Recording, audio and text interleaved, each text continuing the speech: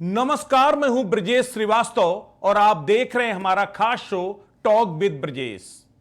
सियासत में मैसेज यानी परसेप्शन की जो राजनीति है वो अपने आप में हमेशा से प्रभावी रही है।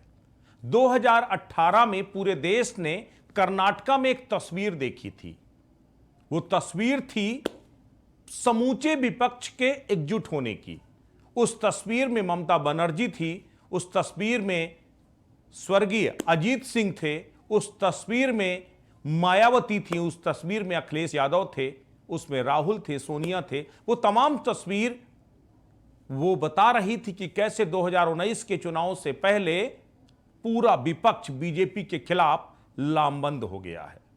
वो तस्वीर डराने वाली थी, लेकिन उस तस्वीर के आने के महज कुछ महीनों के अंदर ही उस तस्वीर का एक एक किरदार एक दूसरे के विरोधी हो गया और आखिरकार वो गठबंधन अमल में आने से पहले ही खत्म हो गया। एक बार फिर एक तस्वीर दिखाई जा रही है।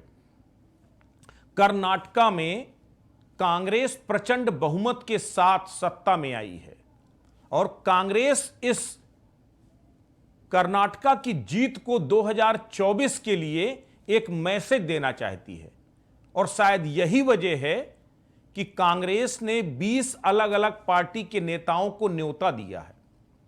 यानी एक बार फिर से अलग अलग पार्टी के तमाम बड़े बड़े नेता एक मंच पर दिखाई देंगे और यह हुंकार भरेंगे कि 2024 से पहले पूरा विपक्ष एक हो गया है। लेकिन इस बार वो तस्वीर जरा कुछ अधूरी है। उस तस्वीर में मायावती नहीं होंगी, उस तस्वीर में ममता बनर्जी नहीं होंगी, उस तस्वीर में जयंत चौधरी नहीं होंगे, क्योंकि अब अजीत चौधरी तो है नहीं, अब उनके पुत्र जयंत चौधरी वो भी नहीं होंगे। उस तस्वीर में अरविंद केजरीवाल नहीं होंगे, उस तस्वीर में केरल के मुख्यमंत्री विजयन नहीं होंगे। यानी कि वो तस्वीर 2018 से अगर कंपेयर करेंगे तो आपको अधूरी नजर आएगी। ऐसे में बड़ा सवाल यह है कि क्या इस अधूरी तस्वीर के साथ कांग्रेस 2024 की उम्मीद को पूरी कर पाएगी क्या? ये अपने आप में बड़ा सवाल है। उत्तर प्रदेश के पूर्व मुख्यमंत्री और समाजवादी पार्टी के मुखिया अखिलेश यादव को भी न्योता मिला है। तो ऐसे में इसको लेकर जो सियासी गलियारों में जमकर चर्चा हो रही है, भले ही न्योता कर्नाटका का हो, लेकिन उत्तर प्रदेश की सियासत गर्मा गई है। क्या यूपी के दो लड़के एक बार फिर एक साथ नजर आएंगे?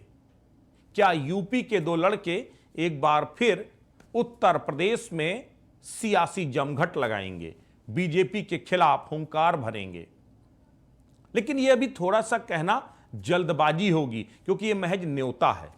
लेकिन अगर इस न्योते के पीछे की सियासत को समझिए तो दरअसल भले ही वो सिद्धरमैया का शपथ ग्रहण हो, डीके शिव कुमार का शपथ ग्रहण हो, लेकिन इसके जरिए कांग्रेस समूचे विपक्ष को लामबंद करने की कोशिश कर रही है, एकजुट करने की कोशिश कर रही है। ये कोशिशें इससे पहले भी कई बार हुई हैं, लेकिन हर बार ये कोशिशें नाकाम साबित हुई हैं।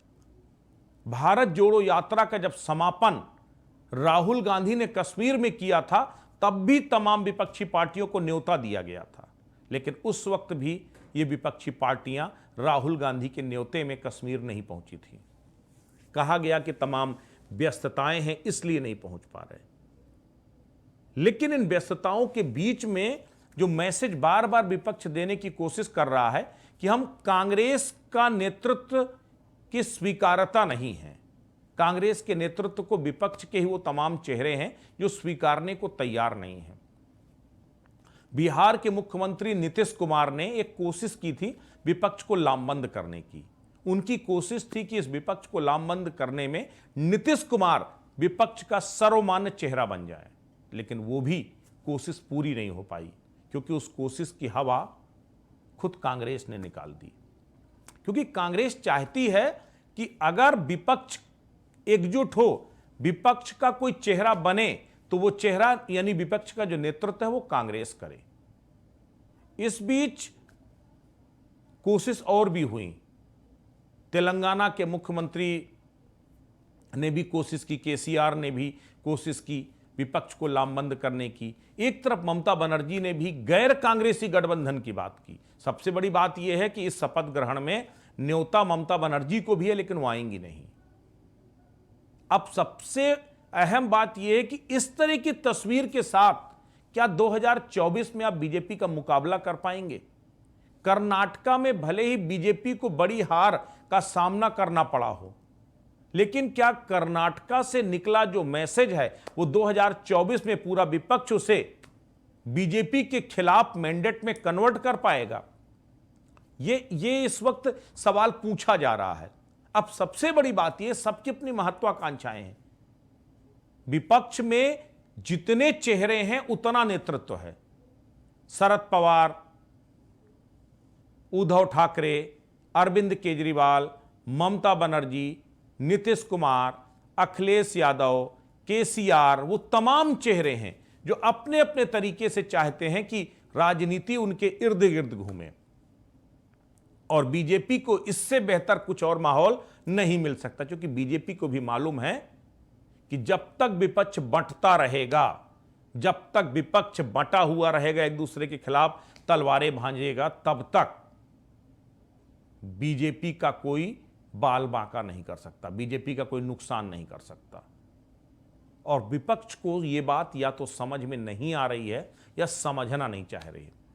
ममता बनर्जी ने कर्नाटका में एकजुट होने वाले इस कांग्रेस के साथ जो विपक्षियों का जमघट है, उसकी हवा उससे पहले ही निकाल दी, जब उन्होंने कहा कि कांग्रेस को देश भर में 200 सीटों पर चुनाव लड़ना चाहिए, क्योंकि इससे ज्यादा उसका आधार नहीं है।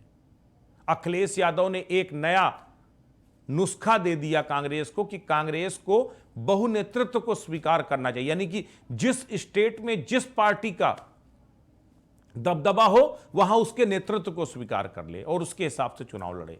इस तरीके से कांग्रेस हाशिए पर चली जाएगी, और यही वजह है कि कांग्रेस का नेतृत्व इसको स्वीकारने को तैयार नहीं है। अब सबसे बड़ी बात है कि जो विपक्ष का फार्मूला है वो कांग्रेस को स्वीकार नहीं, और जो कांग्रेस का फार्मूला है वो विपक्ष को स्वीकार नहीं। आखिर बीच का रास्ता कहां निकलेगा? आप मोदी के खिलाफ, अगर आपको पीएम मोदी के खिलाफ चुनाव मैदान में उतरना है, पीएम मोदी को हराना है, तो उसके लिए आपको कोई एक ऐसा चेहरा लाना होगा, जो चेहरा जिसके साथ लोगों की जो है, लोगों का विश्वास जुड़ा हो, लोगों का समर्थन जुड़ा हो, देश की उम्मीदें जुड़ी हो, उस चेहरे में वो नेतृत्व करने की क्षमता हो। अब सवाल यह है कि वो चेहरा बनेगा कौन, और क्या उस चेहरे के जरिए तस्वीर बदली जा सकती है? किसी भी एक चेहरे को विपक्ष की तरफ उठा लीजिए, जो चेहरा सामने आता है उसे दूसरा टांग पकड़ के पीछे खींच लेता है। इस बार भी यहां पर भी कुछ ऐसा ही होने जा रहा है। केजरीवाल को न्योता नहीं दिया गया,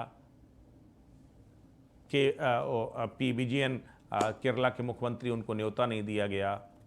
अलग अलग देखा जाए तो जहां जिनको न्योता मिला उसमें से कितने लोग आएंगे अभी ये भी तय नहीं है। यानी कि भले ही कर्नाटका में कांग्रेस की जीत हो गई हो, लेकिन अभी भी कांग्रेस समूचे विपक्ष को एकजुट करने में नाकामयाब रही है।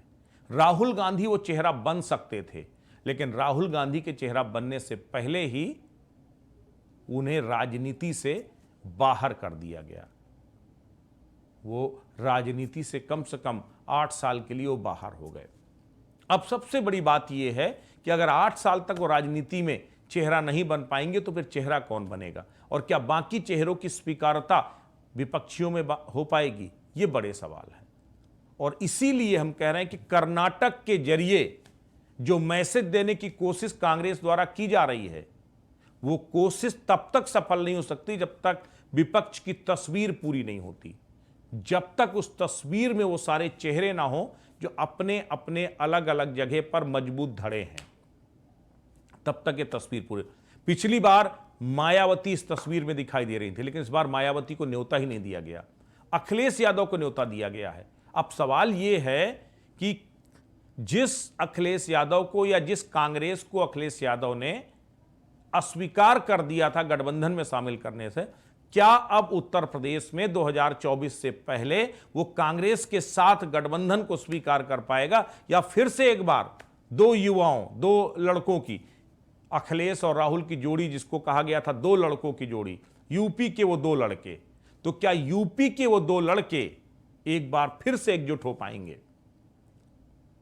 और चूंकि राहुल अब लड़ाई से बाहर हो गए हैं, तो क्या प्रियंका अब कांग्रेस की वो मजबूत डोर बन पाएंगी जिस डोर से इस पूरी माला को पिरोई जाएगी, वो माला जो बीजेपी के लिए जो है कांटों का हार बन जाए? ये अपने आप में वर्तमान राजनीतिक परिस्थितियों में बहुत सारे सवाल हैं। सबकी अपनी महत्वाकांक्षा है। केसीआर की महत्वाकांक्षा का क्या होगा, केजरीवाल की महत्वाकांक्षा का क्या होगा, ममता बनर्जी की महत्वाकांक्षा का क्या होगा? ये सारी तस्वीरें बता रही हैं कि कहीं ना कहीं कुछ ना कुछ अच्छा नहीं हो रहा है। ये जो महत्वाकांक्षाएं हैं ये बाद में तय होनी चाहिए, पहले सबको मिलकर चुनाव लड़ना चाहिए। अभी कुछ दिन पहले नीतीश कुमार और तेजस्वी यादव मुंबई गए थे, जहां उन्होंने शरद पवार से मुलाकात की, जहां उन्होंने जो है इस उद्धव ठाकरे से मुलाकात की, अखिलेश यादव से भी उनकी लगातार मुलाकात हुई। तो नीतीश कुमार अभी भी कोशिशों में लगे हुए हैं, लेकिन अखिलेश यादव जब कोलकाता में उनका अधिवेशन था, जब वो ममता बनर्जी से मिले थे, तो उसके बाद उन्होंने ऐलान कर दिया था कि वो गैर कांग्रेसी, गैर भाजपाई गठबंधन को बनाने के तरफ आगे बढ़ रहे हैं। ममता बनर्जी ने सीधे तौर पर कहा था कि अगर देश को बचाना है तो कांग्रेस और बीजेपी दोनों से जो है हमें किनारा करना होगा, एक थर्ड फ्रंट बनाना होगा।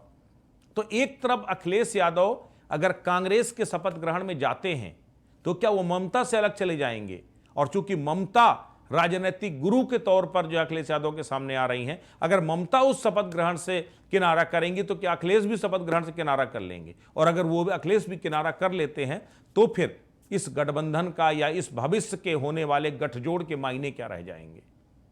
इस तरह की वो तमाम इस समय तकरीरें हैं जो इस समय सियासी सरगर्मियां बढ़ा रही हैं। अब सवाल यह है कि अधूरी तस्वीर कांग्रेस की उम्मीदों को कितना और कैसे पूरा कर पाएगी। जब तक आपने कैनवस में सारे रंग नहीं भरे हैं, तब तक वो कैसे पूरी और सुंदर तस्वीर में बदल पाएगी, ये सवाल है। तो आज इस विश्लेषण के पीछे मायने यही थे कि अगर कांग्रेस अपने ईगो को और विपक्ष अपनी महत्वाकांक्षा को नहीं छोड़ता तो बीजेपी का मुकाबला नहीं कर सकते, और ना विपक्ष एक होगा और ना बीजेपी का मुकाबला कर पाएंगे। यानी सीधे तौर पर न 100 मन तेल होगा ना राधा नाचेगी। ऐसे में 20 तारीख को जो तस्वीर सामने होगी, इस तस्वीर के क्या सियासी मायने होंगे, इसको देखेंगे और समझने की कोशिश करेंगे। और क्या ये 2024 के लिए तस्वीर कोई मैसेज, कोई परसेप्शन या कोई नैरेटिव सेट कर पाती है क्या? नमस्कार।